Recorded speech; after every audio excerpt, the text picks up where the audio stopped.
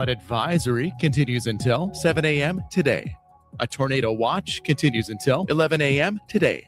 Cloudy today with storms likely. Highs around 61, winds out of the northwest 10 to 20 miles per hour. Get weather anytime by calling 824-6101 or online at TaylorvilleDailyNews.com. Currently, it's 57 degrees. WTIM.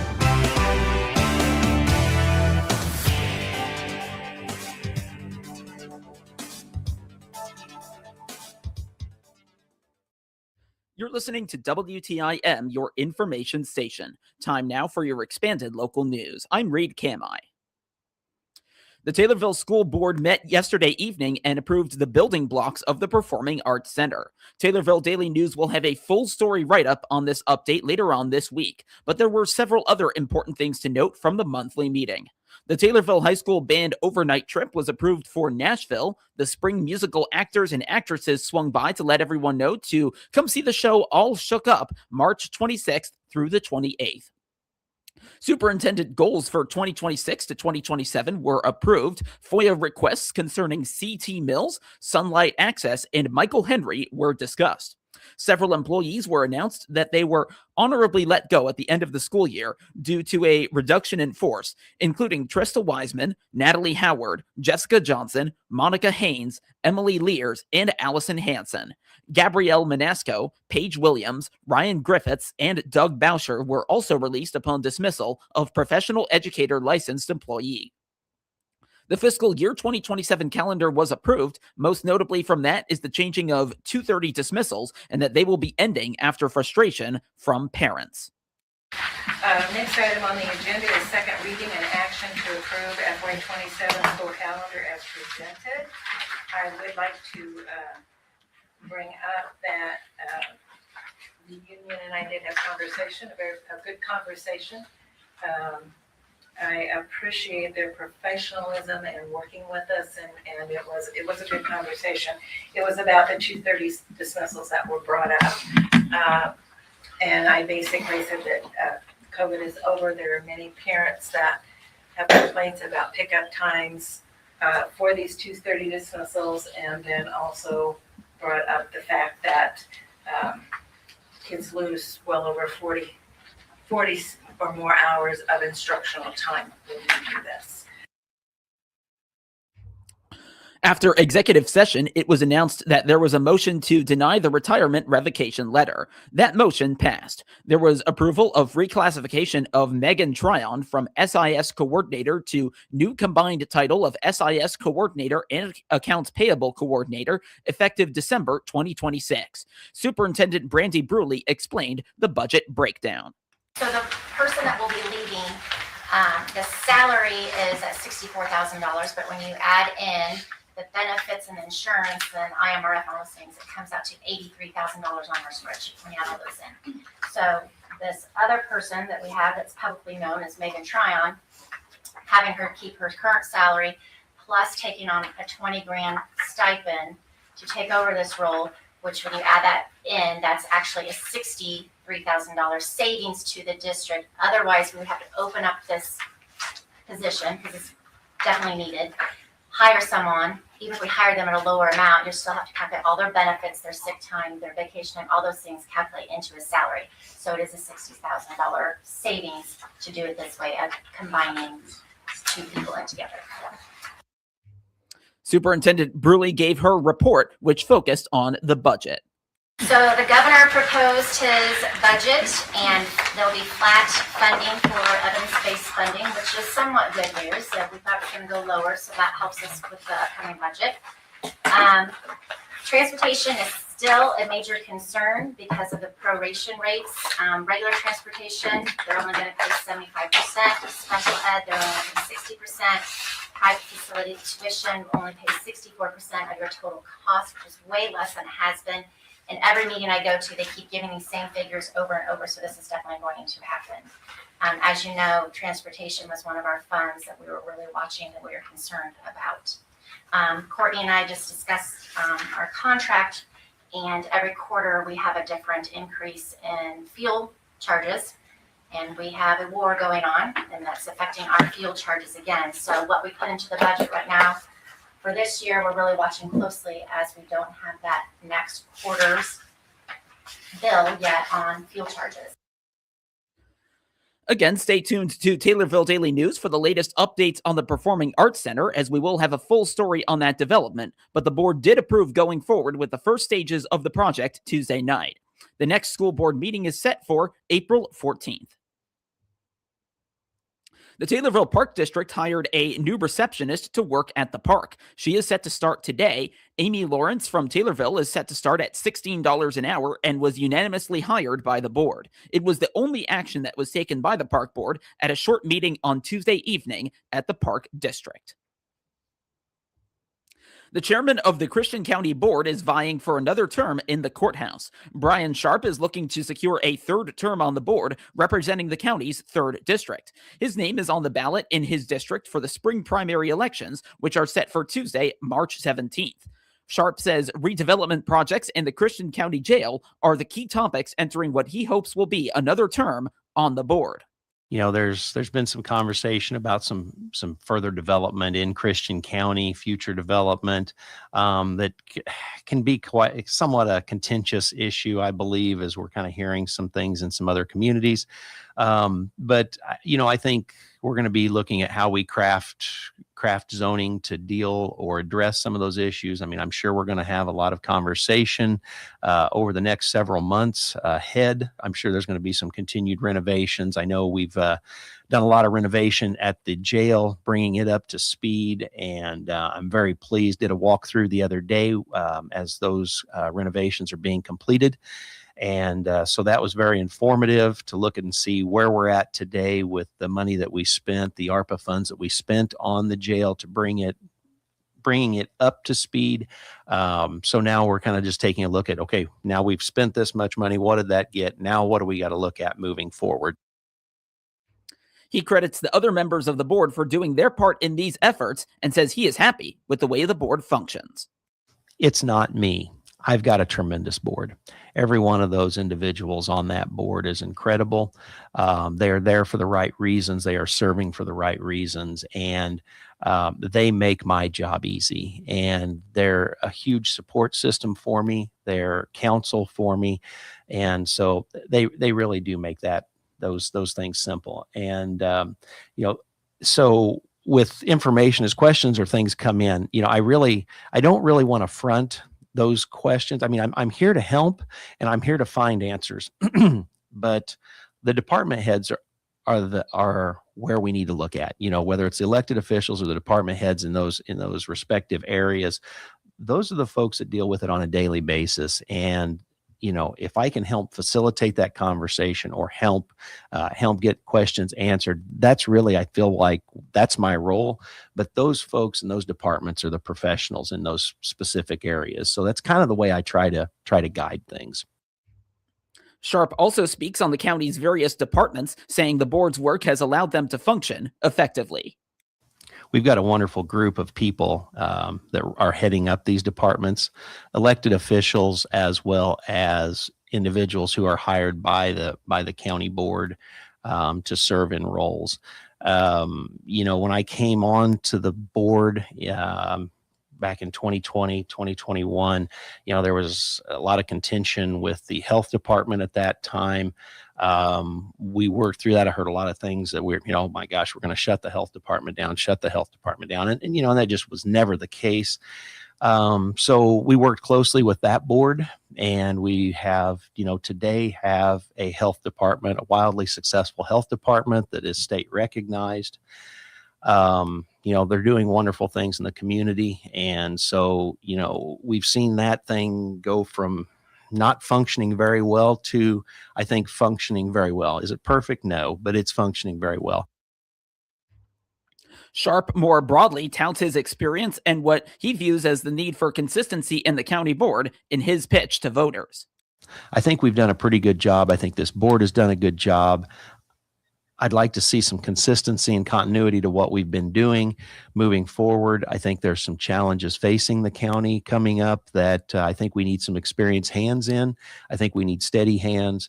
And we need folks that are focused on the community, on the county as a whole, not specific little projects or things that are near and dear to them. We've got to look at this thing in its entirety, and we've got to do what's best for the residents of the county.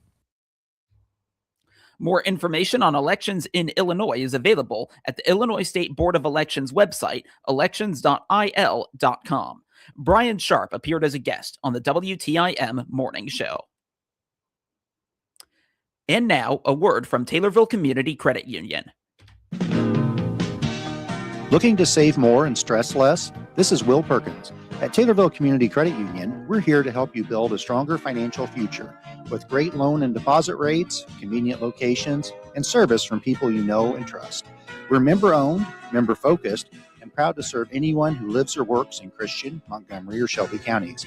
Discover the credit union difference. TCCU is your partner in financial success. Member NCUA.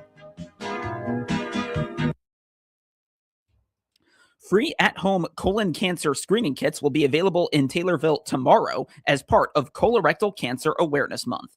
The drive-through distribution event will take place tomorrow from 8 till 11 in the morning at Taylorville Memorial Hospital, located at 201 East Pleasant Street. The effort is sponsored by the Regional Cancer Partnership, which includes Memorial Health, SIU School of Medicine, Springfield Clinic, and HSHS St. John's Hospital. Tia Rapps, Community Cancer Education Coordinator for the Regional Cancer Center, says March is Colorectal Cancer Awareness Month and encourages residents to take advantage of the free opportunity. She says screening is one of the simplest ways to protect your health and notes that completing the test at home could truly save your life. Early detection, she says, makes all the difference. Drivers are asked to follow posted signs and remain in their vehicles. Kits are available while supplies last.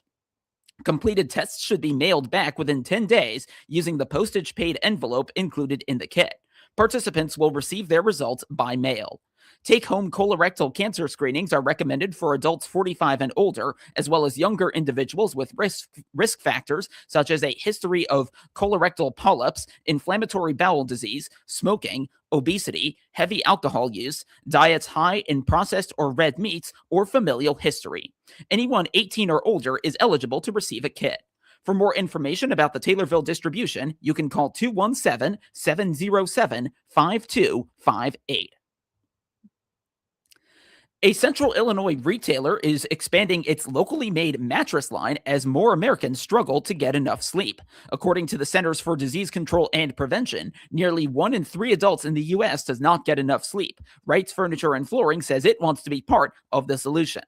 The fifth-generation family-owned company, now celebrating 137 years in business, has expanded its Right Sleep private label mattress line to 28 models. 7 new designs were introduced this year, marking the largest expansion of the line so far. Company president John Wright says sleep impacts everything from mental clarity to productivity, and the quality of a mattress can make a major difference. He says the goal has been to offer locally manufactured options at an accessible price point. Unlike many national brands, Right Sleep mattresses are built in central Illinois. The company says they feature Swiss-engineered steel spring systems designed to reduce motion transfer and improve durability, along with moisture-wicking fabric to help regulate temperature. Vice President Alex Wright says the broader mattress market is shifting away from one-size-fits-all options, with more customers wanting to test products in store and find a mattress that fits their personal sleep preferences.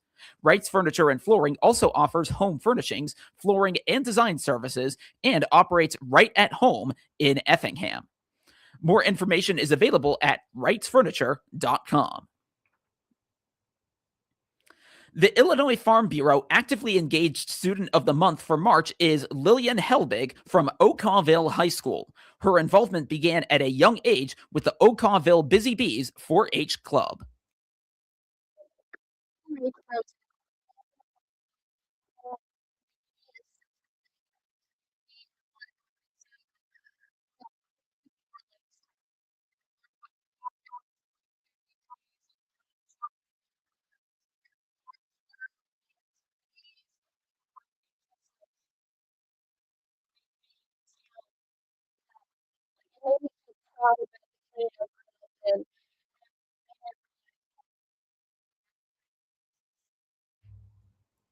Nominations are being accepted throughout the school year for the Illinois Farm Bureau Actively Engaged Student of the Month. Nominations should come from an FFA advisor, coach, club, or activity sponsor, or 4-H or county fair representative. Nominations can be made at farmweeknow.com/actively engaged. The Rural Business Transactions webinar series begins this week. It's a collaboration between the U of I Extension and Illinois Institute for Rural Affairs.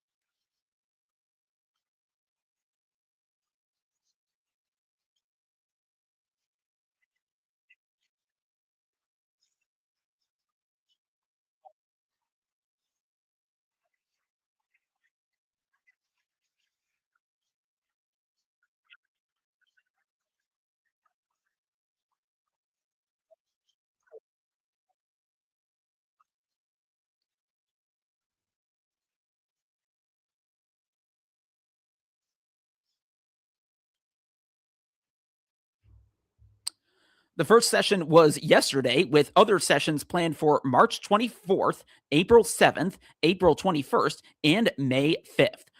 More info is available at go.illinois.edu/RBT, and that's also where you can register. Now to obituaries, which can be found at TaylorvilleDailyNews.com. 89-year-old Lucy Mae Gideon of Roby died on Sunday. Visitation is tomorrow from 4 till 5 at Wilson Park Funeral Home in Rochester. A memorial service will immediately follow. Cremation rights have been accorded. Funeral arrangements are being handled by Wilson Park Funeral Home in Rochester. 87-year-old Shirley A. Fleming of Kincaid died on Sunday. Visitation is tomorrow from 9 till 11 at Masterson Funeral Home in Kincaid. A prayer service will immediately follow. Burial will be at Walnut Hill Cemetery. Arrangements are being handled by Masterson Funeral Home in Kincaid. 75-year-old James Rowland of Glenarm died on Sunday. Visitation is tomorrow from 9 till 10:30 at South Fork Church in Rochester. The funeral service will immediately follow. Burial with military honors will take place at Camp Butler National Cemetery. 98-year-old Dr. Ignacio del Valle of Taylorville died on Sunday. Visitation is today from 5 till 7 at McClure Funeral Home in Taylorville. The funeral service will be tomorrow at 1 at St. Mary's Catholic Church in Taylorville. Burial will be at Oak Hill Cemetery. Arrangements are being handled by McClure Funeral Home in Taylorville. 72-year-old Rebecca E. Grimes of Taylorville died March 5th, which was last Thursday. A celebration of life will take place on Saturday at Calvary Baptist Church in Taylorville. Cremation rights have been accorded. 70-year-old Deborah J. Radzamanowski of Taylorville died last Wednesday. Visitation is tomorrow from 10 till 11 at McClure Funeral Home in Taylorville. The funeral service will immediately follow. Burial will be at Anderson Cemetery. Funeral arrangements are being handled by McClure Funeral Home and cremation services in Taylorville. 66-year-old Michael Joseph Zagoda of Taylorville died last Wednesday. Visitation is Friday from noon till 1 at St. Mary's Catholic Church in Taylorville. The funeral service will immediately follow. Funeral arrangements are being handled by McClure Funeral Home and cremation services in Taylorville. And 94-year-old Doris Long of Greenville, formerly of Sorrento, died February 18th. Visitation is April 18th from 11 till noon at Donald Wygant Funeral Home in Greenville. A celebration of life will immediately follow. Interment will be at Brown Cemetery. Get local news anytime at TaylorvilleDailyNews.com and every hour as well, right here on WTIM, your only local news radio. This is Blaine Cornwell with Prairie State Insurance. Running a commercial business today